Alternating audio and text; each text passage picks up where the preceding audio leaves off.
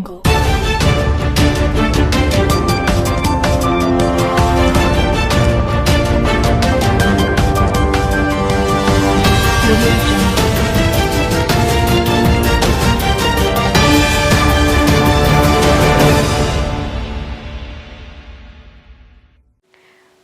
To TJ9 news. Manthani మాజీ MLA పుట్టా మధుకర్ రాష్ట్రంలో అధికారంలోకి వచ్చిన కాంగ్రెస్ పార్టీ ప్రభుత్వం ఏడాది కాలంలో అన్ని చేశామంటూ మరోసారి సంబరాల పేరుతో ప్రజలను ఆగం చేస్తుందని మంతని మాజీ ఎమ్మెల్యే పుట్టా మధుకర్ అన్నారు. కాంగ్రెస్ ప్రజా వంచన దినాల్లో భాగంగా సోమవారం రామగిరి మండలంలో నిరసన కార్యక్రమం చేపట్టారు. ఈ సందర్భంగా ఆయన మాట్లాడుతూ రేవంత్ సర్కార్ అన్ని రంగాల్లో విఫలమైందని, ఏ వర్గానికి మేలు చేయకుండా కేవలం గొప్పలు చెప్పుకోవడానికి మాత్రమే పరిమితమైందన్నారు. తెలంగాణ రాష్ట్రంలో కాంగ్రెస్ పార్టీ ప్రభుత్వం సంవత్సర కాలంలో పూర్తిగా పరిపాలనలో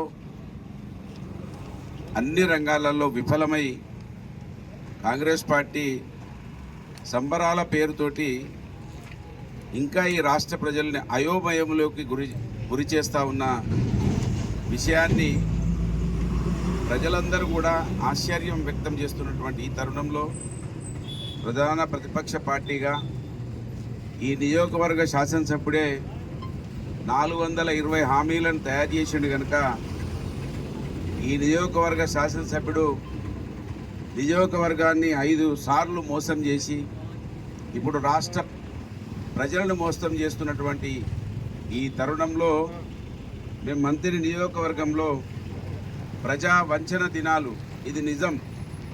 కాంగ్రెస్ పార్టీ సంబరాలు అబద్ధం. నిన్న కాంగ్రెస్ పార్టీ రైతుల సంబరాలను చేసి రైతులకు పంట మరి రుణమాఫీని మొత్తం చేయకుండా రైతు బంధు భరోసా అని చెప్పి, బంధువు కాదు ఇంకా భరోసా అని చెప్పి దాన్ని కూడా ఎగ్గొట్టి 2 సార్లు ఎగ్గొట్టి మళ్ళీ సంక్రాంతికి ఇస్తామని నిన్నటి మీటింగ్లో, అంటే సంక్రాంతికి ఇస్తామని ముందే సంబరాలు చేస్తున్నట్టుగా మీటింగ్ పెట్టి పూర్తిగా అబద్ధాలు ఆడినటువంటి ముఖ్యమంత్రి గారు రేపు పెద్దపల్లికి వస్తూ ఉన్నారు. 4వ తారీఖు నాడు యువకుల పేరు మీద ఇక్కడికి వస్తూ ఉన్నారు. యువకులకు ఏమైనా చేసిండ్రా మీరు ఇప్పటి వరకు? కనీసం నిరుద్యోగ భృతి ఇస్తానని ఇచ్చిండ్రా? 5 లక్షల రూపాయల ATM కార్డు ఇస్తానని ఇచ్చిండ్రా? అసలు ఎందుకు వస్తున్నారు పెద్దపల్లికి? ఏం చేసిర్రు యువకులకని?